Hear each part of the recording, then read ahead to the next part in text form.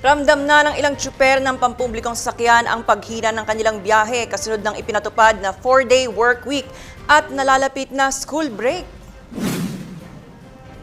Ayon kay Manibela National President Mar Valbuena, nahaharap sa mabigat na problema ang sektor ng transportasyon kung kaya't mas maiging pagtuunan ng Kongreso ang kapakanan ng taong bayan na anyay bugbog na sa konsumisyon, hindi ang mga mapansamantalang oil companies.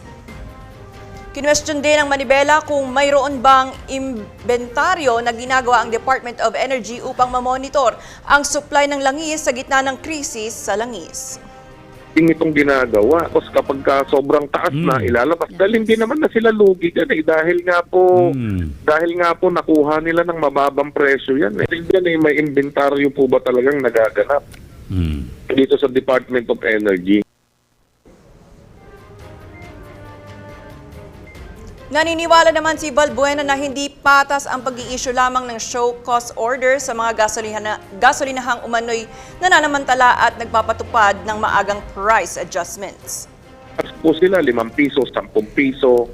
Di po ba nakita natin nung nakaraan dyan sa Valenzuela, 105 pesos. Yung isang gasolinan, hindi ko nga po nakita na binigyan ng show cause yun Kasi may Paso de Blas, lahat po ng pinost po namin yun dahil yung mga driver po na kasama natin ay napicturan nila ito. Kapag kami naman ang halimbawa nagtaas lang, hindi lang namin nasuklian yung pasahero, hindi lang bukod sa show cause na natatanggap po namin, suspension ng aming driver's license at prangkisa ang inaabot namin.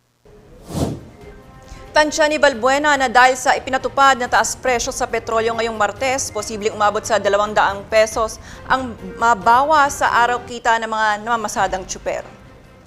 Ayon sa impormasyon, ilan sa mga bumiyahe nag-iisip na huminto dahil wala raw silang kikitain.